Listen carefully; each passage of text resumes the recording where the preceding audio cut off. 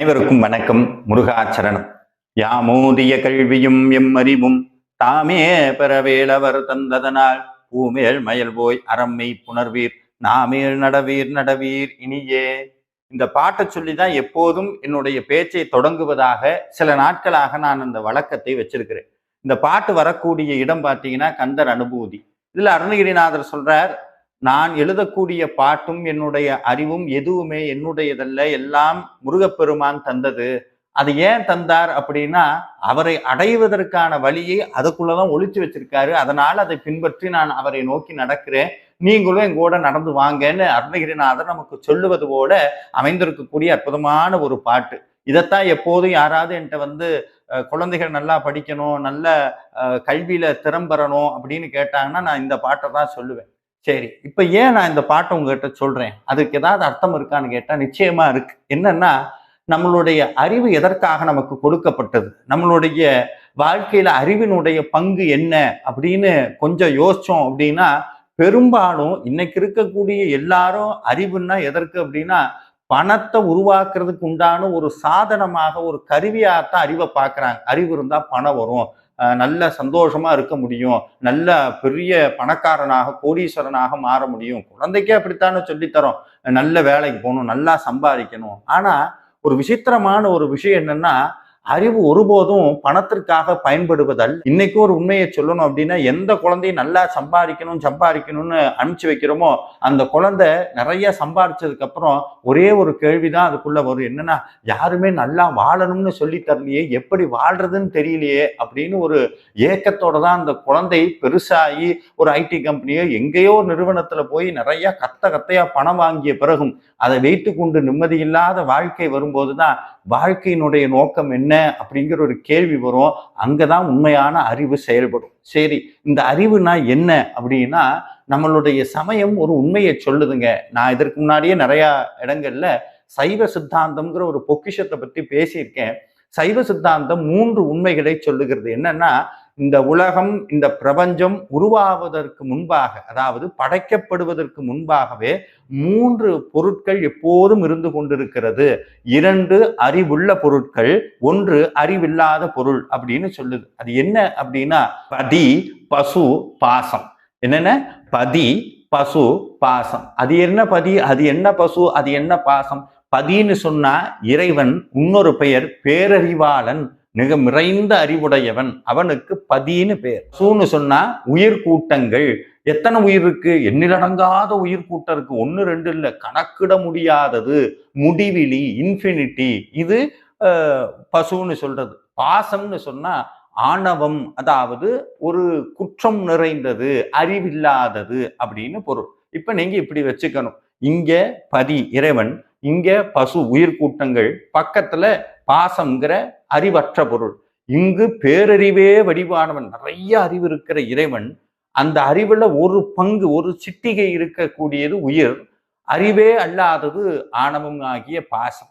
இதுல வேடிக்கை என்னன்னா, இந்த பசுவானது இறைவனோடு போய் சேர வேண்டும், அதுதான் அதனுடைய விதி, அதுதான் விதிக்கப்பட்டதே. ஆனா அதற்குள்ளா இருக்கக்கூடிய ஒரு ஒரு வித்தியாசமான தன்மையினால், ஒரு தாழ்வான தன்மையினால இந்த பாசத்தோட போய் பிடிச்சுக்குது, பாசத்துல போய் அது அகப்படுது. பாசம் உயிரை பிடிக்கவில்லை, ஆணவம் என்ற குற்றம் உயிரை பிடிக்கவில்லை, உயிர்தான் போய் அதோடு அகப்பட்டு கொண்டது. இந்த உயிர் போய் அதுல போய் அகப்பட்டு, இப்ப என்ன ஆகுது அப்படின்னா, இந்த அறிவுள்ள பொருள் அறிவற்ற பொருளோடு சேரும் போது, எப்படி அறிவுள்ள பொருள் அறிவற்ற பொருளோடு சேரும் போது அதனுடைய அறிவு மங்கி மங்கி மங்கி எது அறிவுன்னே தெரியாத அளவுக்கு மயங்கிரும். இப்போ இந்த பேரறிவு இருக்கக்கூடிய இறைவன் என்ன பண்றார், இந்த பாசத்திலிருந்து இந்த உயிரை திருப்பி தன்னிடத்தில் சேர்க்கணும். முதல்ல அதை எப்படி சேர்க்கிறது அப்படின்னு இறைவன் ஒரு வழியை கொடுக்கிறார். என்னன்னா, அதற்கு உயிருக்கு கொடுக்கப்பட்ட ஒரு மிகச்சிறந்த வழி என்னன்னா,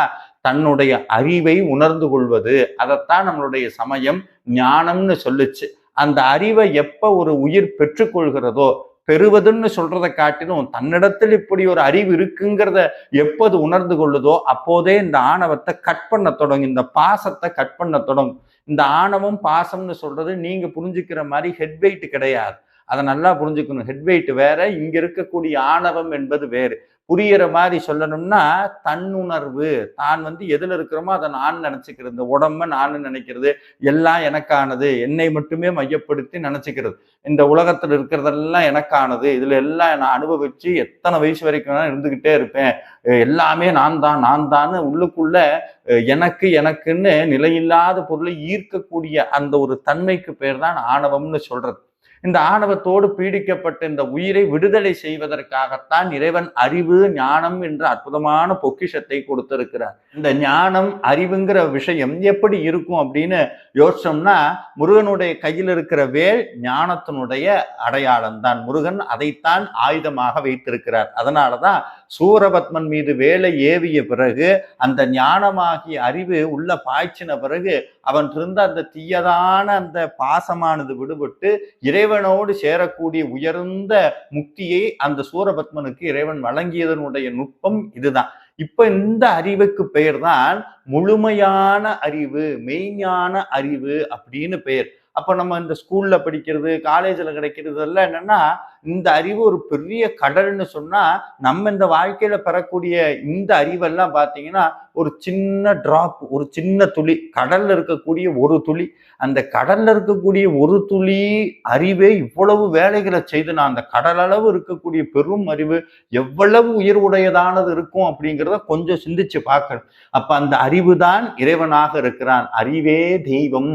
அந்த மெய்ஞான அறிவைத்தான் நம்மளுடைய சமயம் திருப்ப திருப்ப எல்லா விஷயத்தின் மூலமாகவும் சொல்லிக்கிட்டு இருக்கு. இன்னைக்கு கூடிய ஒரு காணொலியில பார்த்தேன், கிருஷ்ணர் கோபிகையினுடைய ஆடைகளை கவிழ்ந்து கொண்டான், ஆடையெல்லாம் புடுங்கிட்டான் அப்படின்னு சொல்லி ரொம்ப ஒரு விசித்திரமான கொச்சையான முறையில ஒரு சின்ன பையன் பேசுறான். பேசிட்டு கிருஷ்ண ஜெயந்தி வாழ்த்துக்கள்னு சொல்றான். எவ்வளவு பெரிய அறியாமையினுடைய ஒரு அடிமுட்டாளுக்கும் முட்டாளருக்கு இப்படி எல்லாம் பேச முடியும். ஒரு விஷயத்தை புரிஞ்சுக்கணும். நம்மளுடைய புராணமாகட்டும், இதிகாசமாகட்டும், நம்மளுடைய சாமிகளுடைய கதைகள் இதெல்லாம் மேலோட்டமா பார்த்தா ஒன்றும் புரியாது. அதெல்லாம் நம்மளுடைய சிற்றறிவை வச்சுக்கிட்டு பார்த்தோம்னா அவ்வளவுதான் புரியும். உதாரணத்துக்கு சொல்லணும்னா, ஒரு 3வது படிக்கிறவன்ட்டு போய் அல்ஜிப்ரா மேக்ஸ் சால்வ் பண்ண கொடுத்தா அவன் என்ன பண்ணுவான்? கிழிச்சுதான் வீசுவான். அது மாதிரிதான் இவங்களும். அப்ப கிருஷ்ணருடைய லீலைகள் என்பது இந்த ஆத்மா எப்படி ஆணவத்தை உடையாக போட்டுக்கிட்டு இருக்கு, அதை களையக்கூடிய விஷயத்தை தான் இறைவன் இந்த மாதிரி எல்லாம் விஷயங்கள் மூலமாக நம்மளுடைய திருவிளையாடல் மூலமாக உணர்த்தினார். இதை புரிஞ்சிக்க முடியாத அளவுக்குத்தான் நம்மளுடைய சமயத்தினுடைய நிலைமை இன்னைக்கு இருந்து கொண்டிருக்கிறது. இதையெல்லாம் புரிஞ்சுக்கணும் அப்படின்னா அடிப்படை சமய கல்வி ரொம்ப முக்கியம். அடிப்படை சமய கல்வி. அந்த அடிப்படை சமய கல்வி எதுக்கு? இதையெல்லாம் தெரிஞ்சுக்கிட்டு நாங்க என்ன பண்ண போறோம்? சாமியை பற்றி புரிஞ்சுக்கிட்டு என்ன பண்ண போறோம்? நம்ம சமயத்தை பற்றி புரிஞ்சுக்கிட்டு என்ன பண்ண போறோம் அப்படின்னு ஒரு கேள்வி வந்தா அதற்கு உண்டான பதில் என்னன்னா, இன்னைக்கு வாழ்க்கையில பெரும்பாலான மனிதர்கள் சந்திக்கக்கூடிய மிகப்பெரிய சிக்கல் என்னன்னா உளச்சிக்கல், மனச்சோர்வு. மனதிலே ஒரு தெளிவான முடிவெடுக்க முடியாம இருக்கிறது, தீவிரமான அடிக்ட். இந்த மாதிரி வாழ்க்கையில் உளம் சார்ந்து எழக்கூடிய பிரச்சனைகளுக்கெல்லாம் ஒரு மிகச்சிறந்த தீர்வு எதுன்னா அறிவு சார்ந்த ஆன்மீகம். நான் முன்வைக்கக்கூடியது அறிவு சார்ந்த ஆன்மீகம் தான். அது என்னங்க அறிவு சார்ந்த ஆன்மீகம் அப்படின்னா, ஒரு விளக்கு ஏத்துறோம். அந்த விளக்கு ஏத்தது ஏன் ஏத்தணும்? அந்த விளக்குக்கு பின்னாடி என்ன இருக்கு? அங்க 3 பொருள் இருக்கு. ஒண்ணு நானு, இடையில விளக்கு, அதுக்கடுத்து சாமி. 3 பொருள் இருக்கு, 3 பிரிஞ்சு இருக்கு. இப்படி ஏதோ ஒரு பிராக்டிஸாக இல்லை ஏதோ ஒரு கடமைக்காக ஏத்தும் போது இது 3 தனியாத்தான் தெரியும். விளக்கு வேற, ஒளி வேற, கடவுள் வேற, நான் வேறன்னு பிரிஞ்சு நிற்கிறது அது ஆன்மீகம் கிடையாது. அறிவு சார்ந்த ஆன்மீகம் என்ன பண்ணுது? விளக்கை ஏற்றுபவன், விளக்கு, அந்த விளக்கினால் தெரியக்கூடிய இறைவன் 3 பேரை ஒன்னாக்குது. அதாவது அறிபவன், அறியக்கூடிய பொருள், அறிவு. இது 3ம் சேர்ந்த நிலையில் வரக்கூடிய உணர்வுக்கு பெயர் தான் அறிவு சார்ந்த ஆன்மீகம். அந்த ஆன்மீகம் தான் நம் சமயத்தினுடைய அடிப்படை நோக்கம். சின்ன சின்ன பழக்க வழக்கம் மூலமாக, சின்ன சின்ன வழிபாட்டு முறைகள் மூலமாக, பெரிய வழிபாட்டு முறைகள் மூலமாக, கும்பாபிஷேகம், ஆலயம், எவ்வளவு விஷயங்களை உருவாக்கினாலும் அதனுடைய மைய கருத்து இதுதான். அதாவது பிரிந்திருக்கக்கூடிய இந்த உயிரை இறைவனோடு ஒரு சில நொடிகளாடு சேர்த்து வைத்தோம்னா அந்த உணர்வு தரக்கூடிய அந்த பெரும் ஆனந்தமானது வேற எதுலையும் கிடைக்காது. அது அதுக்கடுத்து வரக்கூடிய வாழ்க்கைக்கு ஒரு அடித்தளமாக மாறும். இதெல்லாம் தான் அடிப்படை சமயம். இன்னும் நிறைய இருக்குது. இந்த அடிப்படை சமயத்தை நீங்கள் அத்தனை பேரும் கற்றுக்கொள்ள வேண்டும். இதை பார்க்கக்கூடிய ஒவ்வொருத்தரும் அதை புரிஞ்சு கொள்ளணும் அப்படிங்கிறது தான் நம்ம வேல்மாறல் சேவா அறக்கட்டளையினுடைய நோக்கம், என்னுடைய நோக்கம். இன்னமும் சொல்ல போனா நிறைய பேர் பண்றதை பார்த்தா ரொம்ப அதிர்ச்சிக்குள்ளாகுது. என்னன்னா, ஒருத்தர் என்ன பண்றாரு, பூசணிக்கால தீபம் போடுறாரு. இன்னொருத்தர் என்னன்னா ஒரு பெரிய உலக உருண்டையை வச்சுட்டு தண்ணி ஊத்திட்டு இருக்கிறார். இன்னொருத்தர் என்னன்னா பிஜிஎம் போட்டு நான் தான் சாமின்னு ஆடுறாரு. அவங்களுக்கு முன்னாடி 10 100 பேர் அவங்க ஆடிக்கிட்டு இருக்காங்க.